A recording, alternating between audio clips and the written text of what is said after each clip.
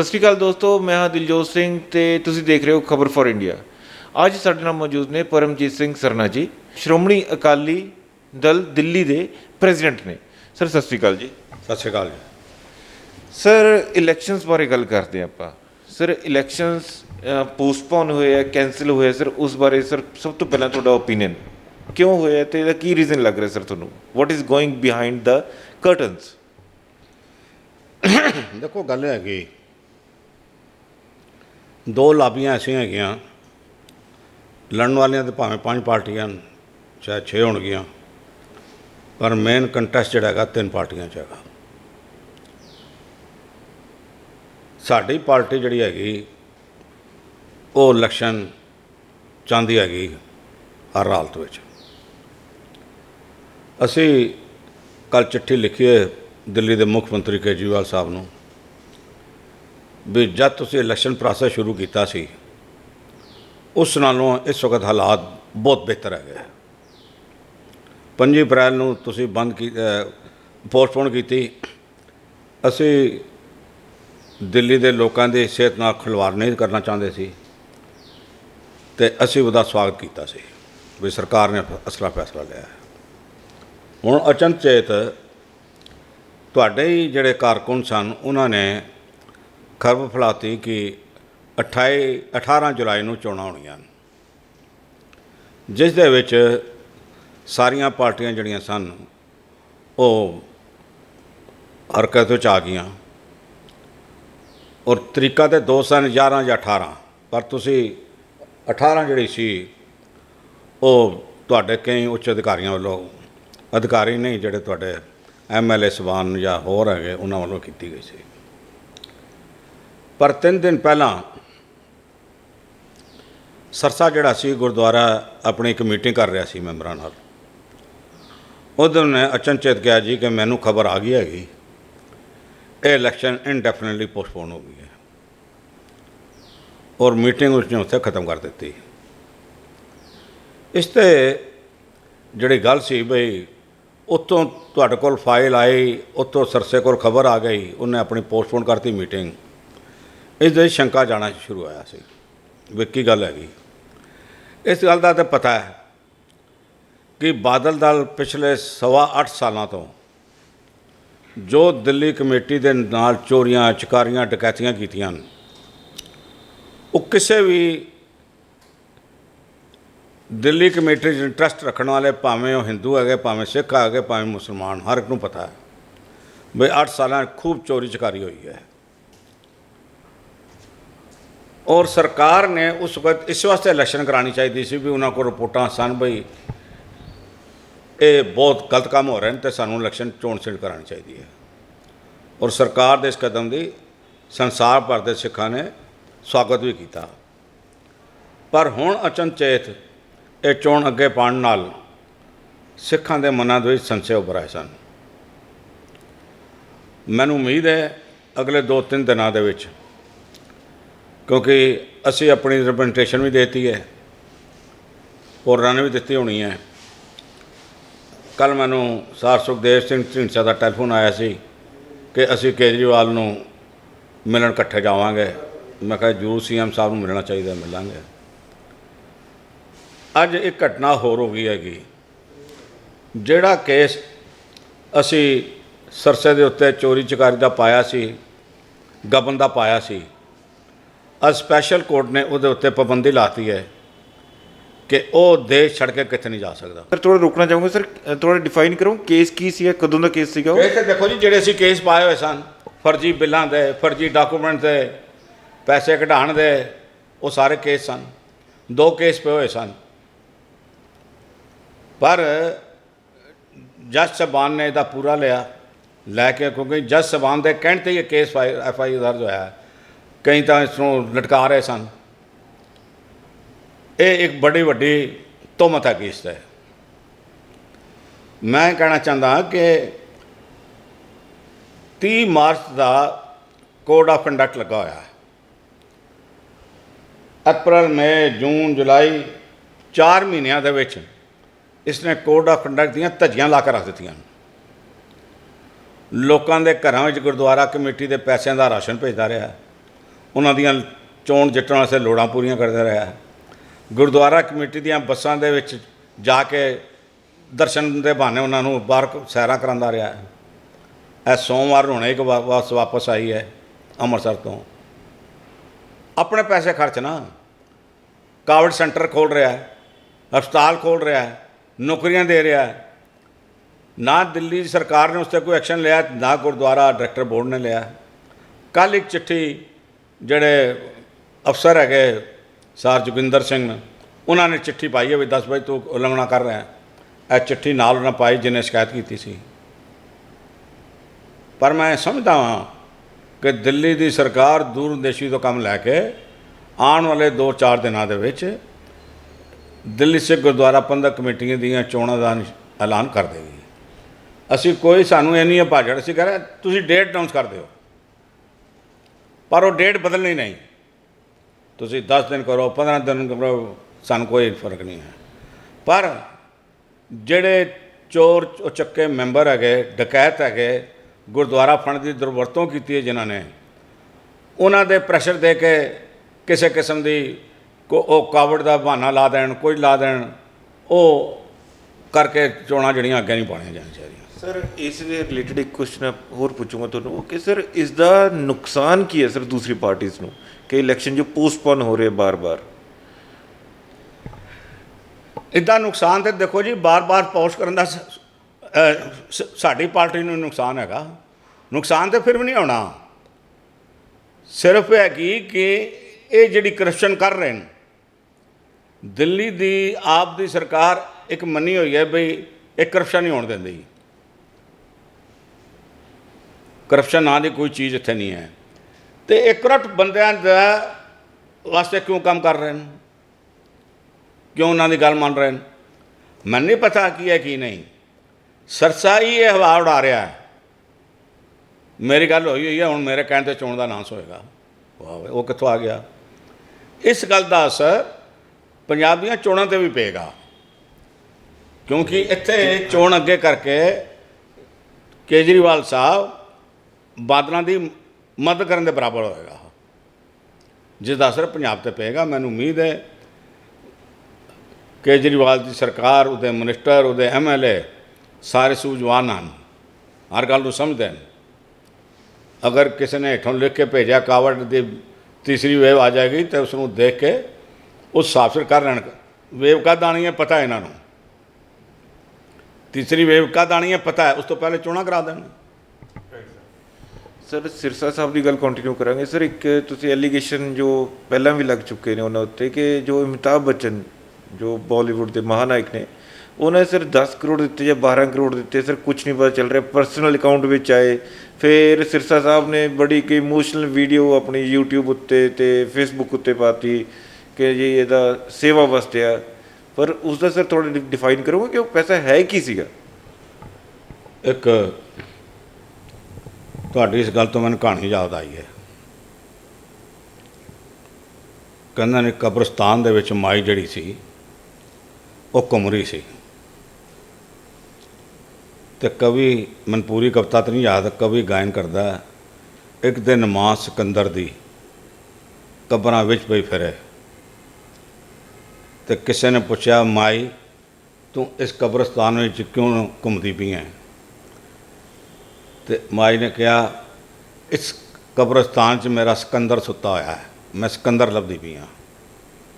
ਤੁਸੀਂ ਇੱਕ ਅਮਿਤਾਭ ਬੱਚਨ ਨੂੰ ਰੋਂਦੇ ਪਏ ਹੋ, ਇੱਥੇ ਤੇ ਕਈ ਅਮਿਤਾਭ ਬੱਚਨ ਰੋੜ ਕੇ ਲੈ ਗਏ ਨੇ, ਕਈ। ਇੱਕ 10 ਕਰੋੜ 2 ਕਰੋੜ ਤੇ ਉਹਨੇ ਚਲੋ ਬੈਂਕ ਅਕਾਊਂਟ 'ਚ ਭੇਜਿਆ ਹੈ, 10 ਕਰੋੜ ਇਹਨਾਂ ਨੇ ਲਿਆ, ਖਾ ਗਏ। ਫਿਰ ਅਮਿਤਾਭ ਬੱਚਨ ਕਹਿੰਦਾ ਮੈਂ 10 ਕਰੋੜ ਰੁਪਇਆ ਬੰਗਲਾ ਸਾਹਿਬ ਦੇ ਹਸਪਤਾਲ ਦੀਆਂ ਮਸ਼ੀਨਾਂ ਵਾਸਤੇ ਦਿੱਤੇ ਨੇ। ਇਹਨਾਂ ਨੇ ਦਿੱਲੀ ਦੇ ਇੱਕ ਪਰਿਵਾਰ ਨੂੰ ਆਨਰ ਕੀਤਾ ਗੁਰਦੁਆਰਾ ਬੰਗਲਾ ਸਾਹਿਬ ਵਿੱਚ, ਵੀ ਇਸ ਸਾਰੇ ਕੰਮ ਦੀ ਸੇਵਾ ਇਹਨਾਂ ਨੇ ਕੀਤੀ ਹੈ, ਜਾਂ ਉਹਨਾਂ ਦੇ ਪੈਸੇ ਖਾ ਗਿਆ ਜਾਂ ਇਹਨਾਂ ਦੇ ਖਾ ਗਿਆ। ਇਹ ਜਿੱਤੇ ਅਰਬਾਂ ਰੁਪਏ ਨੇ, ਇਹ ਜਿਸ ਵੇਲੇ ਹੁਣ ਹਿਸਾਬ ਖੋਲ੍ਹਣਗੇ ਤੁਸੀਂ ਦੇਖਣਾ ਇਹਨਾਂ ਦਾ ਅਸਰ ਕੀ ਹੁੰਦਾ ਹੈ, ਬੜਾ ਸ਼ਰਮ ਵਾਲਾ ਹੋਏਗਾ। ਇਹ ਛੁੱਟ ਨਹੀਂ ਸਕਦੇ। 40-50 ਕਰੋੜ ਰੁਪਏ ਇਹਨਾਂ ਕੋਲ ਆ ਗਿਆ, ਪਤਾ ਨਹੀਂ ਲੱਗਾ ਕਿੱਧਰ ਗਿਆ ਜੀ। ਇਹਨਾਂ ਨੂੰ ਪਤਾ ਹੈ ਅਪ੍ਰੈਲ ਦੇ ਵਿੱਚ ਇਲੈਕਸ਼ਨਾਂ ਹੋ ਰਹੀਆਂ, ਇਹਨਾਂ ਨੇ ਮਾਰਚ ਦੀ ਤਨਖਾਹ ਦੇ ਦਿੱਤੀ, ਹੁਣ ਫਿਰ ਛੁੱਟੀ। ਜਿਹੜੀਆਂ ਤਨਖਾਹਾਂ ਵਧਾਈਆਂ ਸਨ ਉਹ ਵੀ ਵਾਪਸ ਕਰ ਲਈਆਂ। ਪਿਛਲੇ 6 ਮਹੀਨਿਆਂ ਤੋਂ ਇਹਨਾਂ ਨੇ ਘੱਟੋ ਘੱਟ 60 ਨੌਕਰੀਆਂ ਦਿੱਤੀਆਂ। ਜਿਹਨੂੰ ਦਿਲ ਆਇਆ ਉਹਦੀ ਪੱਕੀ ਨੌਕਰੀ ਕਰਤੀ ਹੈ, ਇਹਨਾਂ ਨੂੰ ਹਾਲੇ ਤੱਕ ਮੁਜ਼ਬਾਨੀ ਰੱਖਿਆ ਹੋਇਆ, ਬਿਲ ਮੁਕਤਾ ਰੱਖਿਆ ਹੋਇਆ। ਸੋ ਇਹਨਾਂ ਦੀ ਜਿਹੜੀ ਕਰਪਸ਼ਨ ਹੈਗੀ ਨਾ, ਇਹ ਤਾਂ ਅਨਪੈਰਲਲ ਕਰਪਸ਼ਨ ਹੈਗੀ, ਅਨਪੈਰਲਲ। ਔਰ ਇਹ ਕਰਪਸ਼ਨ ਖਾਲੀ ਦਿੱਲੀ ਕਮੇਟੀ 'ਚ ਨਹੀਂ ਹੈ, ਸ਼੍ਰੋਮਣੀ ਕਮੇਟੀ ਵਿੱਚ ਵੀ ਹੈ। ਜਿਸ ਦਿਨ ਸ਼੍ਰੋਮਣੀ ਕਮੇਟੀ ਦੀਆਂ ਚੋਣਾਂ ਹੋ ਗਈਆਂ, ਉਸ ਦਿਨ ਇਹ ਆਰਡਰ ਬਾਦਲਾਂ 'ਤੇ ਵੀ ਪਾਸ ਹੋਣਗੇ ਬਈ ਤੁਸੀਂ ਮੁਲਕ ਛੋੜ ਕੇ ਨਹੀਂ ਜਾ ਸਕਦੇ। ਖਾਲੀ ਸਰਸੇ 'ਤੇ ਨਹੀਂ, ਬਾਦਲਾਂ 'ਤੇ ਹੋਣਗੇ। ਔਰ ਇਹ ਵੀ ਮੈਂ ਦੱਸ ਦਿਆਂ, ਉਹ ਦਿਨ ਦੂਰ ਨਹੀਂ ਹੋਏਗਾ, ਸ਼੍ਰੋਮਣੀ ਕਮੇਟੀ ਦੀਆਂ ਚੋਣਾਂ ਤੋਂ ਬਾਅਦ ਜਦ ਹਾਰ ਜਾਣਗੇ ਤਾਂ ਜਾਂ ਤਾਂ ਇਹਨਾਂ 'ਤੇ ਬੈਨ ਲੱਗ ਜਾਏਗਾ, ਜੇ ਨਹੀਂ ਬੈਨ ਲੱਗਾ ਇਹ ਹਿੰਦੁਸਤਾਨ ਛੱਡ ਜਾਣਗੇ, ਵਾਪਸ ਹੀ ਨਹੀਂ ਆਉਣਗੇ। ਅੱਜ ਮੈਂ ਗੱਲ ਕਹੀ ਹੋਈ ਹੈ, ਵਕਤ ਨੋਟ ਕਰ ਲਓ, ਡੇਟ ਨੋਟ ਕਰ ਲਓ, ਦੇਖ ਲੈਣਾ। ਸਰ ਤੇ ਇਹਨਾਂ ਨੇ ਸਰ ਇੱਕ ਹੋਰ ਅਨਾਉਂਸਮੈਂਟ ਕੀਤੀ ਹੈ ਕਿ ਜੋ ਰਾਗੀ ਜੋ ਐਕਸਪਾਇਰ ਹੋਏ ਨੇ ਜਾਂ ਕੋਈ ਜਥੇਦਾਰ ਐਕਸਪਾਇਰ ਹੋਏ ਨੇ ਜਾਂ ਕੋਈ ਫੈਮਿਲੀ ਜੋ ਕੋਵਿਡ ਦੇ ਨਾਲ ਕੋਈ ਇਫੈਕਟਡ ਸੀਗਾ, ਉਹਨਾਂ ਨੂੰ ਸਰ ਇਹ ਪੈਨਸ਼ਨ ਦੇਣਗੇ ਜੋ ਕਿ 2500 ਰੁਪਏ ਹੈਗੀ ਹੈ, ਅਤੇ ਉਹਨੇ ਬੱਚਿਆਂ ਨੂੰ ਐਜੂਕੇਸ਼ਨ ਫ੍ਰੀ ਹੈਗੀ ਹੈ। ਅਤੇ ਉਸ ਬਾਰੇ ਸਰ ਕੋਈ ਟਿੱਪਣੀ, ਕਿਉਂਕਿ ਸਰ ਮੈਂ ਜੋ ਕੱਲ੍ਹ ਮੇਰੀ ਕਾਲਕਾ ਸਾਹਿਬ ਨਾਲ ਗੱਲ ਹੋਈ ਹੈ, ਉਹਨਾਂ ਇੰਟਰਵਿਊ ਕਰਕੇ ਆਇਆ, ਮੈਂ ਕਿਹਾ ਕਿ sir 2500 rupees for someone expired during COVID is not enough. This is what I think. He said ਕਿ 25 ਜੇ ਅਸੀਂ 25000 ਨਹੀਂ ਦੇ ਸਕਦੇ, 2500 ਵੀ ਬਹੁਤ ਹੈਗੇ। ਦੇਖੋ ਗੱਲ ਹੈਗੀ ਜੀ,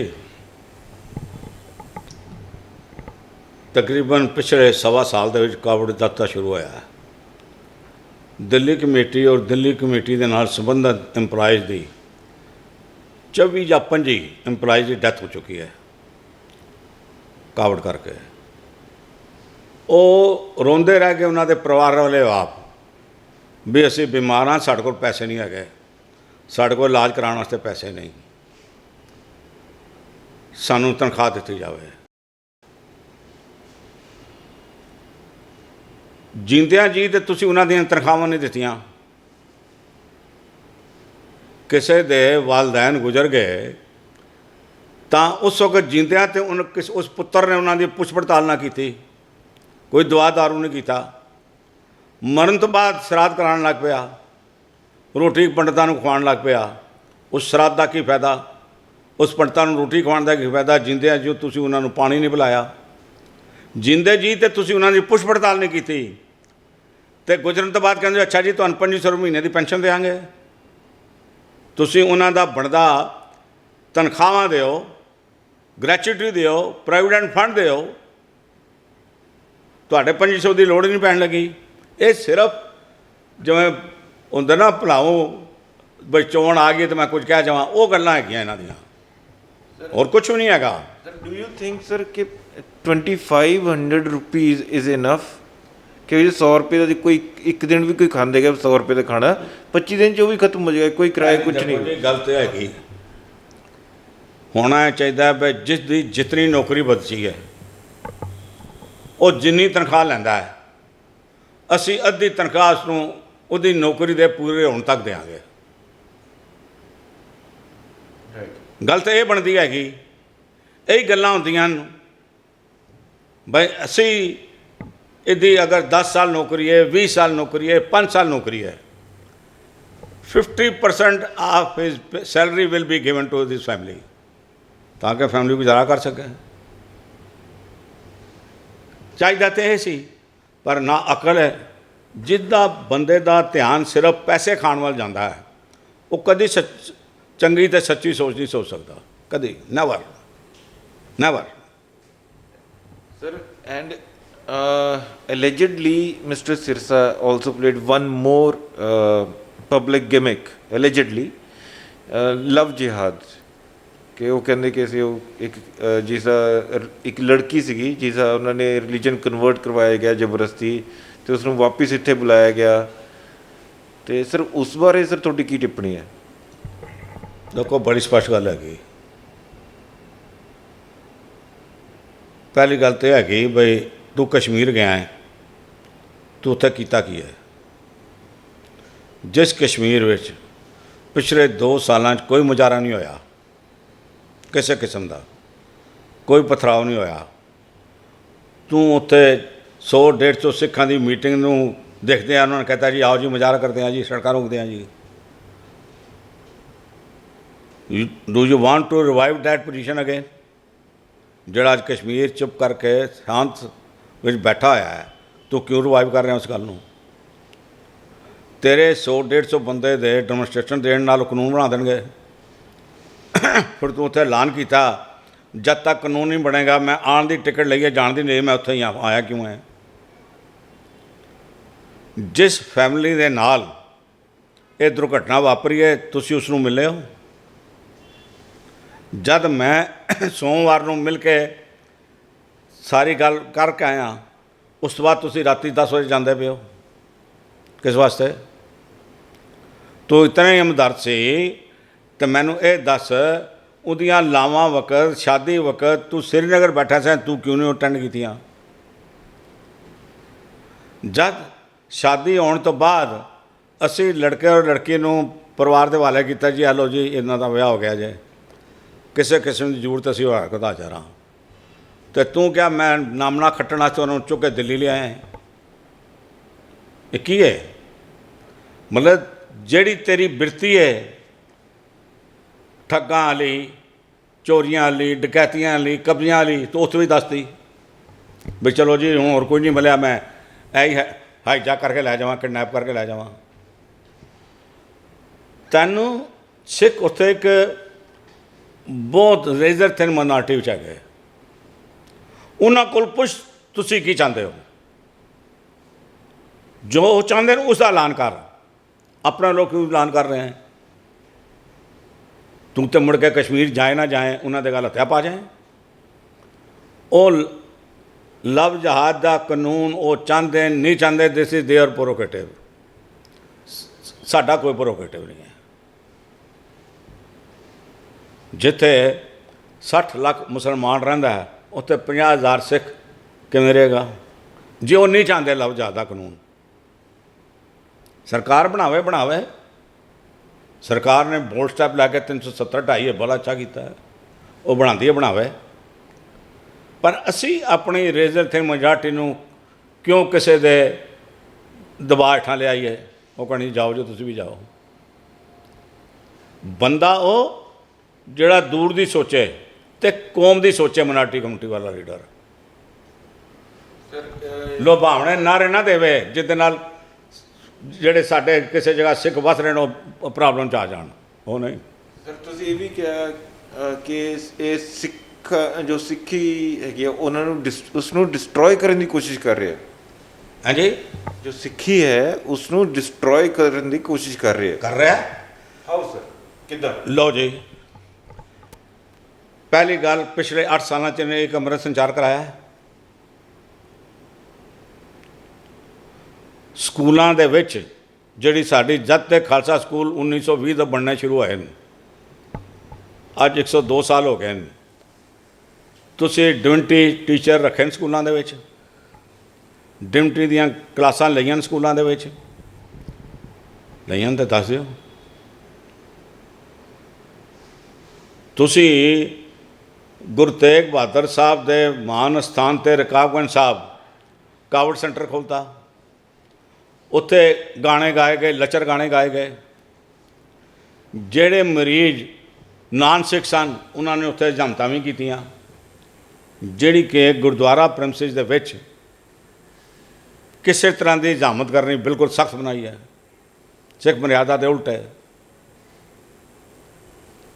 ਤੁਸੀਂ ਦੱਸੋ ਨਾ, 550ਵਾਂ ਪ੍ਰਕਾਸ਼ ਉਤਸਵ ਹੋਏ ਗੁਰੂ ਨਾਨਕ ਸਾਹਿਬ ਦਾ, ਤੇ ਤੂੰ ਕੀਰਤਨ ਸਮਾਗਮ ਕਵੇਂ ਜੀ ਮੈਂ 550 ਰਾਗੀ ਸਿੰਘਾਂ ਦਾ ਕੀਰਤਨ ਕਰਾਉਣਾ ਹੈ, ਤੇ ਜੁੱਤੀਆਂ ਪਾ ਕੇ ਲੋਕੀ ਕੀਰਤਨ ਸੁਣਨ। ਸਾਡਾ ਗੁਰੂ ਹਰ ਧਾਰਮਿਕ ਸਮਾਜਿਕ ਕੰਮਾਂ 'ਚ ਹਾਜ਼ਰ ਹੁੰਦਾ ਹੈ। ਜਿੱਥੇ ਸਾਡਾ ਗੁਰੂ ਨਹੀਂ ਹੈ ਉਹ ਸਮਾਗਮ ਅਧੂਰਾ ਸਮਝਿਆ ਜਾਂਦਾ ਹੈ। ਤੇ ਗੁਰੂ ਨਾਨਕ ਸਾਹਿਬ ਦੇ 550ਵੇਂ ਪ੍ਰਕਾਸ਼ ਉੱਤੇ ਤੇ ਗੁਰੂ ਹੀ ਕੋਈ ਨਹੀਂ ਹਾਜ਼ਰ।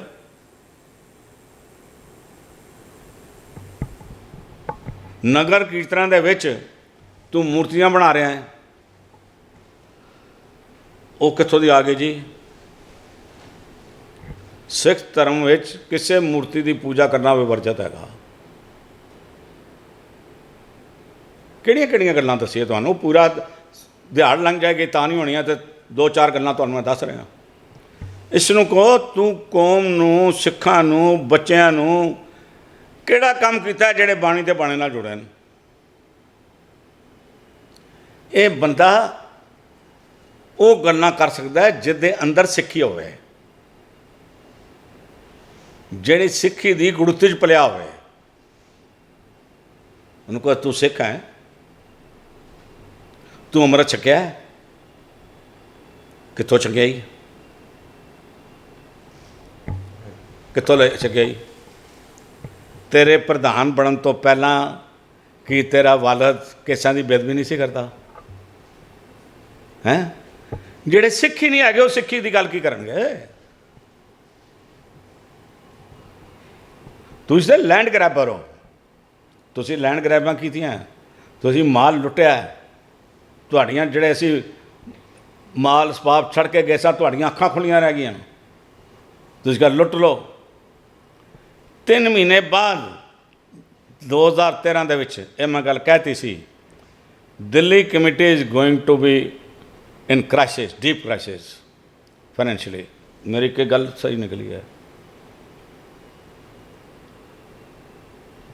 एंड सर एक क्वेश्चन स्किप हो गया इस मेरे तो लव जिहाद रिगार्डिंग ही सर, जो ये लव जिहाद का इंसिडेंट होया है सारा sir, is there any relation between that incident of conversion and the gurdwara elections? देखो जी, पहली गल तो हैगी अज एक लव जिहाद नवा लफज आया है। असी एक गल कहते हैं, लड़की जबरदस्ती गई, अपने आप गई, चली गई, असी वो वापस ले आए। साढ़े कश्मीर के नौजवान कमेटियां उस लड़की नूं वापस ले आए। एडमिनिस्ट्रेशन ने जड़ियाँ गल्लां प्ली लड़के दे वकीलों ने, लड़के वाले ने दित्तियां, वो नहीं मनिया। बई लड़की ने धर्म फलान किया, ये किया, आ गए। मैनू उत्थे मीरवाज ग्रुप के मौलवी मिले सन। उन्होंने कहा भी ये शादी जब तक मस्जिद में पता नहीं केड़ा लफड़ा ना हो जाए तब तक ये प्रवान नहीं होती है। वो नहीं सी हुई। साड़ी लड़की चली गई, असी लड़की लै गए, ले आए, शादी कराती। ये तो है भी साडा माल चोर डाकू लुट के लै गए, असी गुरु की बख्शिश नाल उन्होंने वापस ले आया। तो वो चोर के नहीं जी हुण तो 3 दिन का माल मेरे को तो मेरा हैगा, क्यों?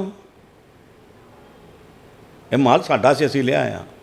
गुरु ने रहमत की, बख्शिश की, पूजा पाठ किया, लड़की का कोई माइंड वाश आउट होया सी, ठीक हो गया।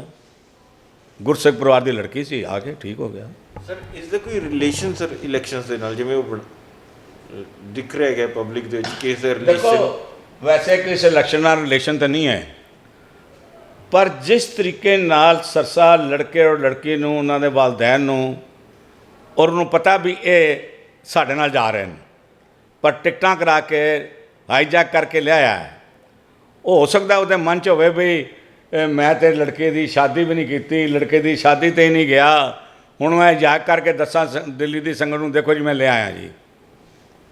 वरना ये घटना घटी तो दिल्ली की कमेटियां नाल चोणां नाल की मतलब सी, क्योंकि ये हर गल चों मतलब कढ़दे ने। इस वास्ते हो सकता है मन च आया हो तो लिया हो। Sir let's talk about your party sir now sir, कि what is your strategy for the elections, कि थोड़े कैंपेनिंग स्ट्रैटेजी किवें चली है हले तक, तो करंटली जो पॉज होया है या दोबारा कंटिन्यू होएगी? असी पिछले 2 महीने तो समझ लो मार्च तो असी अपना एंड तो असी इलैक्शन कैंपेन अपना किया है। पहली गल तो हैगी कि जिहड़ा साडा 13 साल का प्रबंध सी बतौर प्रधान, ਉਸ ਤੋਂ ਬਾਅਦ 2 ਸਾਲ ਹੋਰ ਸਾਡੇ ਪ੍ਰਧਾਨ ਨਿਸ਼ਚਿਤ ਸਾਡੀ ਪਾਰਟੀ ਦਾ ਪ੍ਰਬੰਧ ਸੀ। ਉਹ ਇੱਕ ਆਇਨੇ ਵਾਕਣ ਸਮੁੱਚੇ ਸਿੱਖ ਕੌਮ ਦੇ ਸਾਹਮਣੇ ਹੈ। ਸਾਡੇ ਤੇ ਇੱਕ ਪੈਸੇ ਦਾ ਪਿੰਨ ਦੀ ਨੋਕ ਜਿੰਨਾ ਕੋਈ ਦਾਗ ਨਹੀਂ ਲਾ ਸਕਿਆ। ਸਾਡੇ ਵਕਤ ਅਸੀਂ ਜਿਤਨੇ ਵਾਅਦੇ ਕੀਤੇ ਸਨ ਚੋਣਾਂ 'ਚ 100% ਪੂਰੇ ਕੀਤੇ। ਮੈਨੇਜਮੈਂਟ ਕਾਲਜ 5 ਬਣਾਏ, ਇੰਜੀਨੀਅਰਿੰਗ ਕਾਲਜ ਬਣਾਇਆ, ਪੋਲੀਟੈਕਨਿਕ ਬਣਾਇਆ, ਬੀਐਡ ਕਾਲਜ 2 ਬਣਾਏ। ਸਕੂਲਾਂ ਦੀ ਜਿਹੜੀ ਕਿ ਤਨਖਾਹ ਗੁਰਦੁਆਰਾ ਕਮੇਟੀ ਤੋਂ ਜਾਂਦੀ ਸੀ, ਸੈਲਫ ਸਫੀਸ਼ੀਐਂਟ ਬਣਾ ਕੇ ਸਕੂਲਾਂ ਦੇ ਰੱਖ ਰਖਾਅ ਵੀ ਵਧੀਆ ਕੀਤਾ, ਹੋਰ ਬਿਲਡਿੰਗਾਂ ਵੀ ਬਣਾਈਆਂ, ਰੈਨੋਵੇਸ਼ਨ ਵੀ ਕੀਤੀਆਂ। ਉਸ ਤੋਂ ਬਾਅਦ ਖਾਲੀ ਸਕੂਲਾਂ ਦਾ ਟੋਟਲ 123 ਕਰੋੜ ਛੱਡ ਕੇ ਗਏ ਸਕੂਲਾਂ ਕਾਲਜਾਂ ਦਾ ਮਿਲਾ ਕੇ। ਗਰੀਬ ਬੱਚਿਆਂ ਵਾਸਤੇ ਅਸੀਂ ਸਕੂਲ ਵੀ ਬਣਾਏ। 300 ਰੁਪਏ ਪਬਲਿਕ ਸਕੂਲ ਦੀ ਜਿਹੜੀ ਸੀ ਉਹ 300 ਰੁਪਏ ਫੀਸ ਰੱਖੀ। ਅੰਮ੍ਰਿਤ ਸੰਚਾਰ ਦੀਆਂ ਲਹਿਰਾਂ ਚਲਾਈਆਂ। ਇਸ ਤੋਂ ਬਾਅਦ ਕੀ ਕਰ ਸਕਦੇ ਹਾਂ ਜੀ? ਨਗਰ ਕੀਰਤਨ ਹਿੰਦੁਸਤਾਨ ਦੀ ਆਜ਼ਾਦੀ ਤੋਂ ਪਹਿਲੇ ਔਰ ਬਾਅਦ ਅੱਜ ਤੱਕ ਨਗਰ ਕੀਰਤਨ ਨਨਕਾਣਾ ਸਾਹਿਬ ਨਹੀਂ ਸੀ ਗਿਆ। ਅੰਮ੍ਰਿਤਸਰ ਤੋਂ ਨਨਕਾਣਾ ਸਾਹਿਬ ਤੱਕ ਨਹੀਂ ਸੀ ਗਿਆ। ਅਸੀਂ ਦਿੱਲੀ ਤੋਂ ਨਗਰ ਕੀਰਤਨ ਨਨਕਾਣਾ ਸਾਹਿਬ ਤੱਕ ਲੈ ਕੇ ਗਏ। ਦੁਬਾਰਾ 2019 ਚ ਲੈ ਕੇ ਗਏ। ਅਸੀਂ ਉਸ ਗੁਰੂ ਨਾਨਕ ਨੂੰ ਭੁੱਲ ਜਾਈਏ ਜਿਹਨੇ ਸਾਨੂੰ ਇੰਨੀਆਂ ਨਿਹਮਤਾਂ ਦਿੱਤੀਆਂ। ਅਸੀਂ ਸੰਗਤਾਂ ਨੂੰ ਨਾਲ ਲੈ ਕੇ ਗਏ, ਹਜ਼ਾਰਾਂ ਦੀ ਦਾਤ ਲੈ ਕੇ ਗਏ ਨਾਲ। ਇਹਨਾਂ ਰੋਕਾਂ ਪਵਾਈਆਂ। ਇਹਨਾਂ ਨੇ ਮਿਲ ਕੇ ਹੋਰ ਕੁਝ ਨਹੀਂ ਕਿਹਾ। ਪਹਿਲੇ ਤਾਂ ਸਰਕਾਰ ਕੋਲ ਲੱਗੇ ਰਹੇ, ਰੋਕ ਲਓ ਰੋਕ ਲਓ ਰੋਕ ਲਓ। ਜਿੱਲੇ ਨਹੀਂ ਹੋਇਆ ਉਹਨੇ ਕਿਹਾ ਚਲੋ ਸਰਨਾ ਨੂੰ ਹੀ ਰੋਕ ਲਓ। ਉਹਨੇ ਰੋਕ ਲਿਆ। ਮੈਂ 4 ਦਿਨ ਬਾਅਦ ਚਲਾ ਗਿਆ। ਹੁਣ ਕੀ ਹੈ? ਇੱਕ ਤੁਕ ਹੈਗੀ ਬਣਦੀ, ਕਹਿ ਕਬੀਰ ਸੁਨੋ ਰੇ ਸੰਤੋ ਯਹੀ ਹਵਾਲ ਹੋਏਗੇ ਤੇਰੇ। ਤੂੰ ਮੈਨੂੰ ਰੋਕਿਆ, ਅੱਜ ਕੋਰਟ ਨੇ ਤੇਰੇ ਤੇ ਐਕਸ਼ਨ ਪਾਸ ਕਰਤਾ ਵੀ ਤੂੰ ਨਹੀਂ ਹਿੰਦੁਸਤਾਨ ਛੱਡ ਕੇ ਜਾ ਸਕਦਾ। ਦੇਰ ਹੈ ਗੁਰੂ ਘਰ ਵਿੱਚ, ਅੰਧੇਰ ਨਹੀਂ ਹੈ। ਅੰਧੇਰ ਨਹੀਂ ਹੈ। ਸਾਡਾ ਪਲਾਨ ਤੇ ਸਾਹਮਣੇ ਹੈ। ਅਸੀਂ ਤਾਂ ਸਿੱਧਾ ਕਿਹਾ ਜੋ ਇਹਨਾਂ ਨੇ ਦਿੱਲੀ ਕਮੇਟੀ 'ਚ ਬਰਬਾਦੀ ਕੀਤੀ ਉਹਨੂੰ ਆਬਾਦ ਕਰਾਂਗੇ। ਜਿਹੜੇ ਸਕੂਲ ਬਰਬਾਦ ਕੀਤੇ ਨੇ ਉਹਨਾਂ ਨੂੰ ਆਬਾਦ ਕਰਾਵਾਂਗੇ। ਸਾਡੇ ਬੱਚੇ ਜਿਹੜੇ ਬਾਹਰ ਦੂਸਰੇ ਸਕੂਲਾਂ ਜਾਂਦੇ ਨੇ ਉਹ ਵਾਪਸ ਸਾਡੇ ਸਕੂਲਾਂ 'ਚ ਆਉਣਗੇ।